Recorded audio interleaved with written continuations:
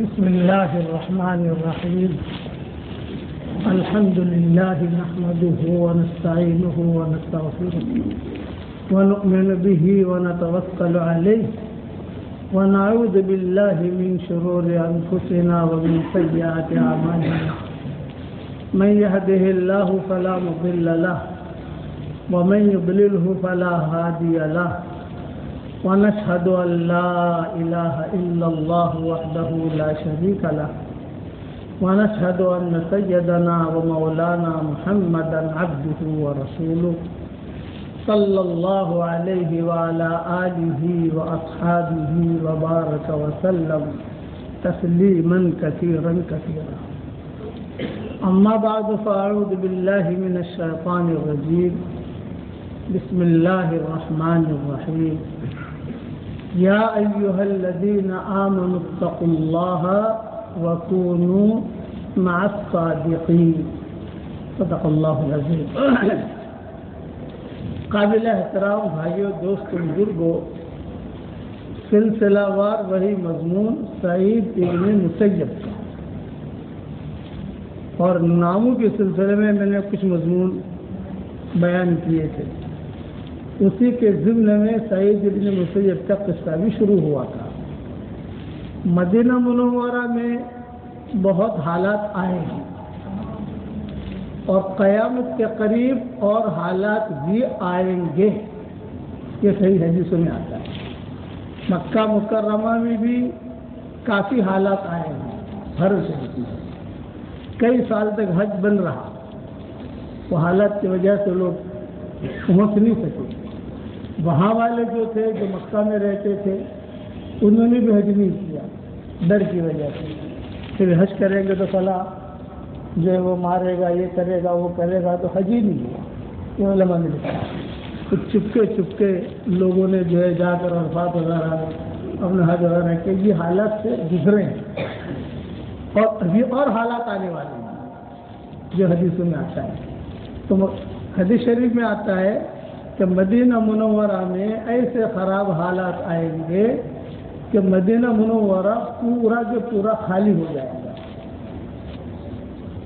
بلڈنگیں رہیں گی، ہوٹلیں رہیں گی، ان کے دکانیں بھی رہیں گی، لیکن لوگ چھوڑ کے چلے جائیں گے. پورا مدینہ منورہ خالی، مسجد نبوی خالی، کوئی نہیں، امام بھی نہیں. مؤذن بھی بھاگ جائے گا، امام بھی بھاگ جائے گا. حضور نے فرمایا کہ ایسے حالات مدینہ منورہ میں آئیں گے کہ یہ سارے کے سارے پورا کا پورا مدینہ خالی ہو جائے گا. کیونکہ مدینہ منورہ کے قرب و جوار میں پہلے شیر بہت ہوتے تھے، جنگلی بھیڑیے، جنگلی کتے، سانپ، بچھو.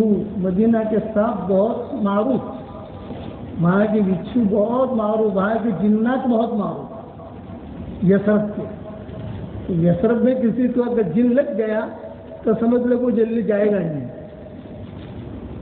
کتنا معروف ہے. ان کے قصے جاتے ہیں کتابوں کے اندر. میں نے اپنی دوسری موتی میں کہیں نہ کہیں کچھ نہ کچھ اس کا تذکرہ کیا ہے. اب بڑھاپے کی وجہ سے ہم بھی بھول گئے کیا لکھا ہے اس کے اندر. تو حضور صلی اللہ علیہ وسلم نے صحابہ سے کہا تم جہاں بیٹھے ہو کتنا ہرا بھرا ہے مسجد نبوی.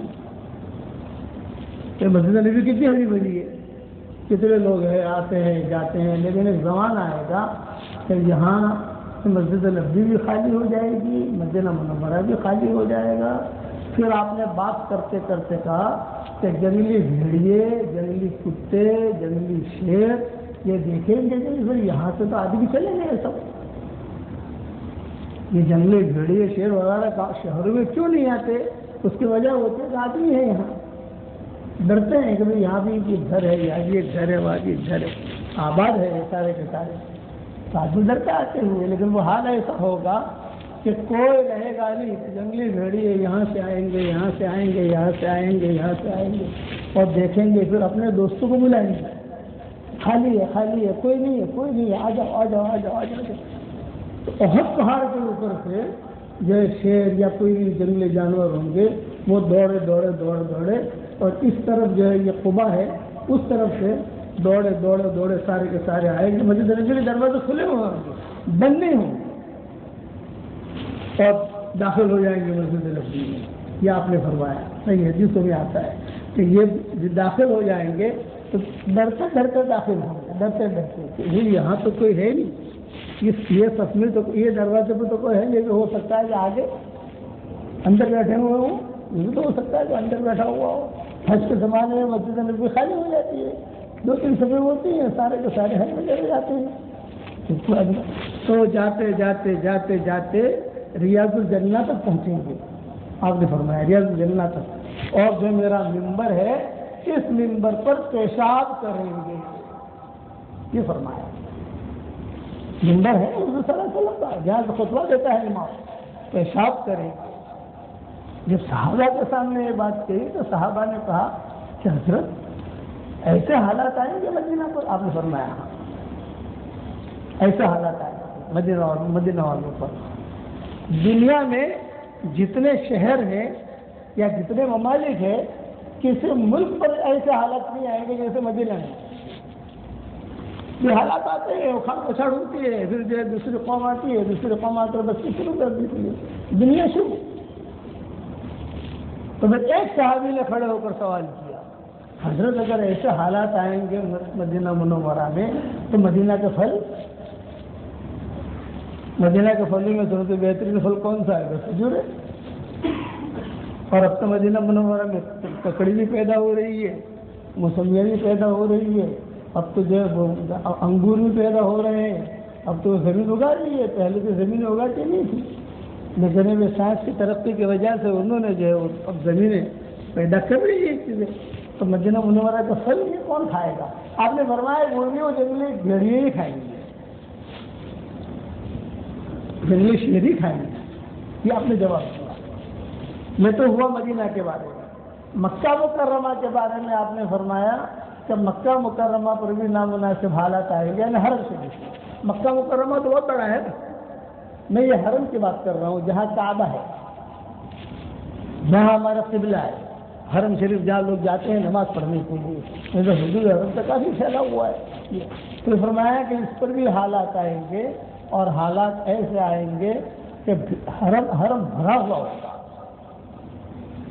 بھرا ہوا ہوتا ہے ٹوپ جسے کہتے ہیں, خاص طور سے حج کے زمانے میں, خاص طور سے رمضان کے مہینے میں, آخری راتوں میں رمضان کی حرم پورا بھرا ہوا رہتا ہے.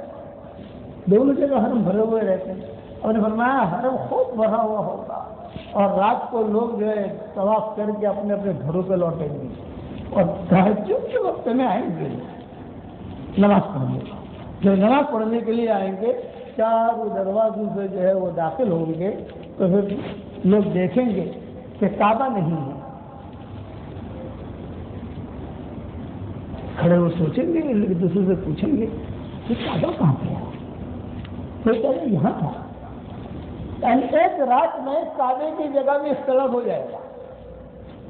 رات تو یہ کیوں ہوئی ہے نا, رات کو طواف کر کے آپ لوٹے ہیں اور صبح تہجد میں آ رہے ہیں فجر کی نماز پڑھنے, تو آپس میں اختلاف کرنے لگیں گے کہ کعبہ کہاں ہے.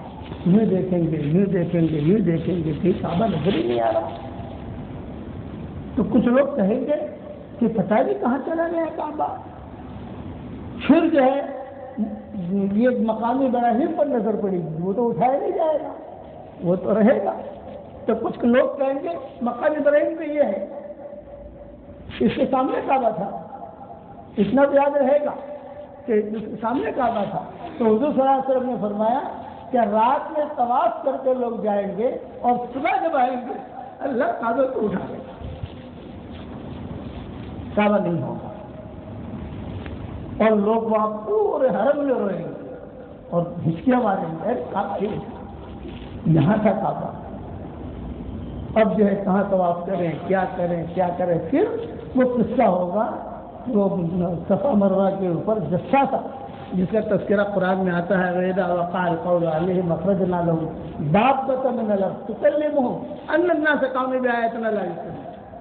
یہ صرف بعد میں عبداللہ ابن عمر یا عبداللہ ابن عباس احرام کی حالت میں تھے, اور شاگرد اس زمانے کے جو علماء ہوتے تھے وہ اپنے شاگردوں کے ساتھ عمرہ کرتے تھے, اور عمرہ کر کے پھر انہیں بتاتے تھے تو دیکھو یہ جگہ یہ ہے، دیکھو یہ جگہ، علم تو ایسا ہی چلتا ہے. میں آپ کو یہ باتیں سمجھا رہا ہوں، اب میرے مرنے کے بعد دوسرا آئے گا وہ انہیں باتوں کو لے کے آگے چلے گا. یہ ہماری حیاتی میں جو سنے گا انہیں باتوں کو لے کے آگے چلے گا، پھر اس کے لے کے آگے چلے گا، پھر اس کو لے کے آگے چلے گا. علم ایسا پھیلتا رہتا ہے. اس کے اندر جو غلط چیز نہ آ گئی، صحیح سی چیزیں آ گئی امت کے سامنے.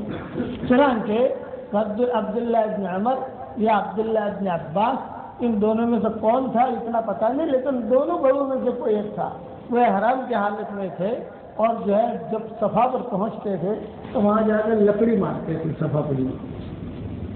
کہتے تھے کہ دیکھو وہ جو جانور نکلے گا وہ صفا پہاڑی سے نکلے گا، اور میں ابھی لکڑی مار رہا ہوں نا، وہ جانور سن رہا ہے. اسی لیے پوری صفا پہاڑی یہ لوگ توڑتے نہیں ہیں. میں نے اسے توڑنے میں کیا جاتا ہے بھائی، یہ حکومت کو توڑے بڑے بڑے پہاڑی لوگ گرا دیتے ہیں، زمینیں بنا دیتے ہیں، اسی لیے وجہ توڑتے نہیں ہے. کیا اخرجنا لهم دابة من الارض، قرآن شریف میں 20ویں پارے میں اخرجنا لهم دابة من الارض تكلمهم ان الناس كانوا بآياتنا لا يؤمنون. یہ یہاں سے نکلے گا وہ جانور. جب وہ جانور نکلے گا لوگ اصل کی نماز پڑھ رہے ہوں گے، اور وہ جانور نکلے گا. جو بھی پکا مومن ہوگا، پکا مومن، اس پر جو ہے وہ مہر لگا دے گا کہ پکا مومن ہے. اور جو گڑبڑ ہوگا اس پر دوسرے قسم کی مہر لگے گی، یہ منافق ہے. بات کھل کے سامنے آ جائے گی. لوگ بھول جائیں گے، نام بھول جائیں گے. جہاں وہ جانور نکلا عبداللہ، عبد الرحمان، نام یاد ہے نا آپ کو؟ وہ جانور کے نکلتے ہی کتاب میں لکھا تو لوگ نام بھول جائیں گے، بیوی کا نام بھی بھول جائیں گے، باپ کا نام بھی بھول جائیں گے. تو پکاریں گے کیسے؟ یا مومن، یا مؤمن، یا مؤمن. جو مومن ہوگا وہ دیکھے گا، منافق ہوگا وہ دیکھے گا نہیں. یہ دو نامناسب حالات، مکہ مکرمہ، مدینہ منورہ. جب یہ کورونا وائرس کا جب معاملہ ہوا تو میں نے یہ حدیث ہے تفسیر اس جگہ کورونا وائرس ہے مدینہ منورہ پر حالات تھے، خالی کرتے لوگ جا رہے تھے، جہاں جاؤ وہاں بیماری پکڑ لیتی تھی ان کو. تو میں نے تفصیل سے اسے بیان کیا، تو مختصر میں نے بیان کیا آپ کے سامنے. تفصیل سے ہمارے مفتی سعید صاحب رحمۃ اللہ علیہ، اللہ ان کی قبر کو روشن کرے، یہ جو ہے انہوں نے یہاں جوگو میں ان کا قیام تھا، اپنی بیماری کی وجہ سے تشریف لائے تھے وہ، تو پورا بیان انہوں نے سنا، پورا بیان. اور پھر اس وقت میں حالات ایسے تھے کہ 15 شعبان تھی یا کوئی ایسی رات تھی، تو دعا بھی ہماری گھنٹے کی ہوئی، بیان بھی گھنٹے کا ہوا. تو مفتی صاحب جو ہے وہ بیٹھے ہوئے ساری دعا سنی، سارے بیانات سنے، یہ بیان سنا. اور پھر میں نے حوالہ بھی دے دیا تھا کہ موت امام مالک میں یہ قصے موجود ہیں وغیرہ وغیرہ جو بھی ہے. یہ قصے عام طور سے لوگوں کو پتہ نہیں ہوتے. جہاں بیان سے میں فارغ ہوا فوراً فون کی گھنٹی بھیجی، اور غالباً ہمارے مفتی حضر آئے یا کوئی بھاگے آئے، مفتی صاحب بات کرنا چاہتی ہے. میں گھبرایا، میں نے کہا یار مفتی صاحب فون کریں، عام طور سے ایسا تو ہوتا ہے نہیں، ہم فون کرتے ہیں مفتی صاحب کو، کوئی چیز پوچھنی ہو کرنی ہو. بڑے عالم ہیں اس زمانے کے، ابن تیمیہ رحمۃ اللہ علیہ تھے، وہ مر گئے. جو لوگ ان کے علم سے قدر جنہوں نے فائدہ اٹھایا وہ اٹھایا، جنہوں نے نہیں اٹھایا نہیں اٹھایا. وہ انہوں نے جا کر السلام علیکم وعلیکم السلام، ہماری زبان میں چمسو صاحب، جو ہماری زبان میں کہتے ہیں چمسو، نے کیسی طبیعت آپ کی؟ تو انہوں نے کہا میں نے، جو ان کے کہنے کے اسٹائل ہے، میں نے آپ کا پورا بیان سنا اور آپ کی پوری دعا سنی اور آمین بھی کہی، حالانکہ بیمار ہوں. اس بیماری میں ان کا انتقال ہوا مفتی صاحب کا. اللہ ان کی قبر کو منور کرے، روشن کرے. بڑے اچھے آدمی تھے. میں نے آپ کا پورا بیان سنا اور آپ کی پوری دعا سنی. اب مجھے جو کچھ سمجھانا ہے آپ کو وہ سمجھا سکتا ہوں. یہ مفتی صاحب کہہ رہے فون پر. میں نے کہا حضرت ضرور سمجھائیے، آپ تو ہمارے بڑے ہیں، میرے والد صاحب رحمۃ اللہ علیہ کے ساتھ رہے ہیں، ساتھ پڑھے ہیں، تو بات کی جگہ ہے، اس لیے آپ نے ہماری کتابوں پر کام کیا ہے. جتنی بھی کتابیں آئی ہیں جیسے موتی وغیرہ، یہ مفتی صاحب ہی کسٹم کرتے تھے. تو غلطی بتاتے تھے، یہ جملے کے بجائے یہ جملہ لے آؤ، اس کے بجائے یہ کر لو، یہ حدیث نکال دو، یہ حدیث رکھو، یہ حوالہ رکھو. یہ علمی آدمی تھے. تو انہوں نے کہا آپ نے جو بیان کیا 1 گھنٹے کا پورا میں نے سنا، اور آپ کے گھنٹے کی دعا بھی میں نے سنی، میں کچھ بات سمجھا سکتا ہوں؟ میں نے کہا ضرور سمجھائیے. تو انہوں نے کہا بیان کے بارے میں ایک بات میں آپ کو سمجھاتا ہوں. میں نے کہا تو ضرور سمجھائیے. یہ آپ نے مدینہ منورہ اور مکہ مکرمہ کا جو قصہ تفصیل سے بیان کیا، بہت ہی دل نے اثر لیا اس کا، اور بہت ہی میں بھی سوچتا رہا کہ کہاں کہاں سے یہ مجلس لایا ہے، کہاں کہاں سے. آخر میں تم نے کہہ دیا کہ میں نے موطا امام مالک میں یہ مضمون دیکھا ہے. تو میں تمہیں یہ رائے دیتا ہوں کہ یہ مضمون تو امام بخاری نے بخاری شریف لکھی ہے، اور ان کے شراح نے، حافظ ابن حجر نے، فلاں نے، فتح الباری وغیرہ جو ان کے شراح ہیں، انہوں نے بھی اس کی تفصیل لکھی ہے. جو تم نے بیان کی وہی جو ہے بخاری کی شراح نے لکھی ہے.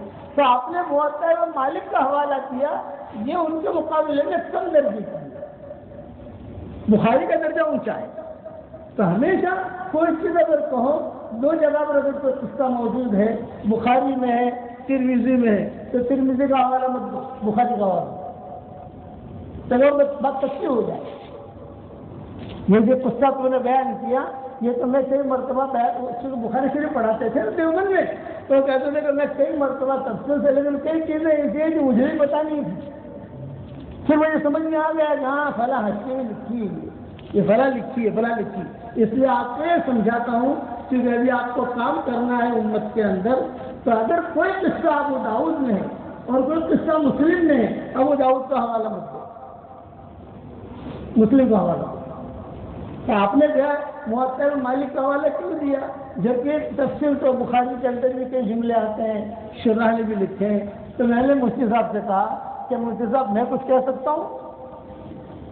ہاں کہو، دل کھول کے کہو کیا کہنا چاہتے ہو. تو میں نے مفتی صاحب سے کہا بھائی مجھے تو موطا امام مالک میرے سامنے تھی، تو میں نے دیکھی اور میں نے بیان کر دیا. بخاری اور بخاری کے شراح نے لکھا ہے تو مجھے پتا ہی نہیں ہے.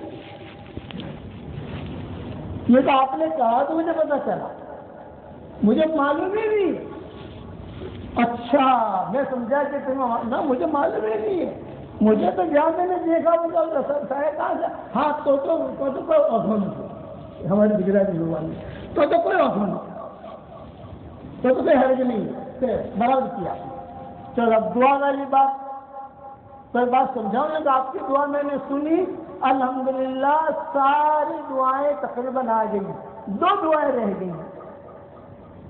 یہ مفتی صاحب نے مجھے کہا 2 دعائیں رہ گئی. اس دور کے اندر وہ 2 دعاؤں کا مانگنا بھی ضروری ہے. میں نے کہا مفتی صاحب بتائیے. یہ کہ ایک دعا تو تم نے مانگنا بھول گئے کہ اللہ یہ کورونا وائرس کی جو بیماری ہے ساری دنیا کو لپیٹی ہوئی ہے، اس سے تو ہماری حفاظت فرما، اس کے شر سے بچنا چاہیے. یہ بھی اللہ کا ایک قسم کا عذاب ہے. یہ مفتی صاحب نے کہا یہ ایک قسم کا عذاب ہے جو اجتماعی طور پر انسانوں پر آیا ہے، صرف مسلمانوں پر نہیں آیا ہے، سب پر آیا ہے. تو آپ نے تو کورونا وائرس کا نام ہی نہیں لیا. خالی بیماری سے حفاظت پر نہیں، بیماری میں اس کا نام لینا چاہیے. مفتی صاحب نے کہا. میں نے کہا ہاں یہ مجھ سے چپ ہوگی کہ اس کا نام لینا چاہیے. اور دوسرا یہ کہ جو چودھری لوگ ہیں، چودھری لوگ دنیا کے، کالا مکوڑا، گورا مکوڑا، مقامی مکوڑا، یہ جو آتا ہے مثل الذین اتخذوا من دون اللہ اولیاء کمثل العنکبوت اتخذت بیتا وإن أوهن البيوت لبيت العنکبوت لو كانوا يعلمون. تمہارے والد صاحب رحمۃ اللہ علیہ بیان فرماتے تھے کالا مکڑا، گورا مکڑا، مقامی مکڑا، چھوٹا مکڑا، بڑا مکڑا، لال مکڑا، ان کے لیے بھی جو ہے بد دعائیں کرنی چاہیے مکڑوں کے بارے میں کہ مکڑے جو دنیا کو پریشان کر رہے ہیں، ان مکڑوں سے بھی اللہ امت کی حفاظت کرے، لوگوں کی حفاظت کرے. تو میں وہ تو جو سب کے نام لے رہے ہیں زبان پر. میں نے کہا مجھ سے صاحب ایک کام میں کروں، ایک کام آپ کرو. یہ مکڑوں کے لیے ان کے نام لے کر آپ دعا کرو جو کرنی ہو، میں نہیں کر سکتا. چپکے چپکے تو اللہ کو کہہ سکتے ہیں کہ یہ کالا مکڑا بہت پریشان کر رہا ہے، یہ گورا مکڑا بہت پریشان کر رہا ہے، اور یہ لال مکڑا بہت پریشان کر رہا ہے، اس کے شر سے تو ہماری حفاظت کروا، تم اس طرف کھلکھلا کر کھلکھلا، اور یہ فرمایا کہ ہاں تم جو ہے اللہ نے صحیح بات کہی، میں نے تنہائی کے اندر آتی ہے دعائیں مانگی اللہ سے، دعا کبھی بھی رد نہیں ہوتی، یہ ہمارا مذاکرہ ہو رہا ہے کہ دعا کبھی بھی رد نہیں ہوتی، یا تو محفوظ ہو جاتی ہے یا مقبول ہو جاتی ہے، یا کوئی مصیبت آنے والی ہو تو مصیبت ٹل جاتی ہے۔ ایک بہت بڑے اللہ والے تھے، ان کا انتقال کا وقت قریب آیا، غالباً ابراہیم نام تھا ان کا، نام نے مجھے یاد نہیں کہ نام کیا نام تھا، لیکن تھے بہت بڑے اللہ والے۔ جب ان کا انتقال کا وقت قریب آیا تو پہاڑی کے اوپر ان کا مکان تھا، اور ان کی 9 بیٹیاں تھیں، بیٹا کوئی نہیں تھا، 9 بیٹیاں، بیوی، اور یہ 10 عشرۃ کاملہ۔ جب ان کا سکرات کا وقت آیا، موت کا وقت آیا، تو ان کو آدمی کے دل کے اندر ایک فکر ہوتا ہے کہ میں دنیا سے جا رہا ہوں، یہ میری 9 بیٹیاں ہیں، ان 9 بیٹیوں کا کیا ہوگا۔ انہوں نے جو ہے دل میں دعا مانگی۔ ہمیشہ ایک پوائنٹ یاد رکھنا، ایک تو دعا آدمی زبان سے مانگتا ہے، ایک دعا مجمع میں مانگتا ہے۔ تو مجمع میں جو دعا مانگتا ہے اس کے اندر تو ریاکاری کا شائبہ ہوتا ہے۔ آدمی زبان سے مانگے، چپکے چپکے مانگے، اس میں ریاکاری کا شائبہ نہیں ہوتا، لیکن ایک دعا ہوتی ہے دل میں آدمی دعا مانگے، کوئی نہیں سن رہا، وَلَمْ أَكُنْ بِدُعَائِكَ رَبِّ شَقِيًّا، قرآن میں تو نادى ربه نداء خفيا، جب اللہ کو چپکے چپکے پکارا، تو دل والی جو دعا ہے یہ کبھی بھی رد نہیں ہوتی۔ دعا یا تو مقبول ہو جائے گی، یا محفوظ ہو جائے گی، یا پریشانی دور ہو جائے گی۔ یہ اللہ والے کا انتقال کا وقت قریب آیا، بیٹیوں کو دیکھ رہے تھے، اپنے انتقال سے پہلے یہ کہا اللہ کہ میری بیٹیاں، میری بیوی تیرے حوالے، میں تیرے پاس آ رہا ہوں۔ انتقال ہو گیا۔ 2 دن کے بعد یمن کا بادشاہ گزرا، اس نے دیکھا کہ کون ہے، 9 بیٹیاں، کس کی بیٹیاں؟ فلاں اللہ والی کیوں ہو 9۔ اس یمن کے بادشاہ کے 9 لڑکے تھے، ان 9 لڑکیوں کا نکاح اپنے 9 لڑکوں کے ساتھ کر دیا، اور بیوی سے کہہ دیا عدت پوری کر لے، تجھے تیرے ساتھ میں نکاح کر دوں گا۔ عدت پوری ہوئی تو عدت پوری ہونے کے بعد وہ بادشاہ نے اس کی بچیوں کی ماں تھی ان کو اپنی بیوی بنا دیا۔ یہ ہے اذ نادى ربه نداء خفيا، چپکے چپکے جو دعائیں ہوتی ہیں وہ دعائیں قبول ہوتی ہیں۔ اب رہ گیا سعید ابن مسیب والا قصہ، یہ انشاءاللہ آئندہ جمعہ ہے، ہم انشاءاللہ اسے بعد میں پورا کریں گے۔ جناتوں کے قصے آئندہ ہفتے سے شروع ہوں گے انشاءاللہ۔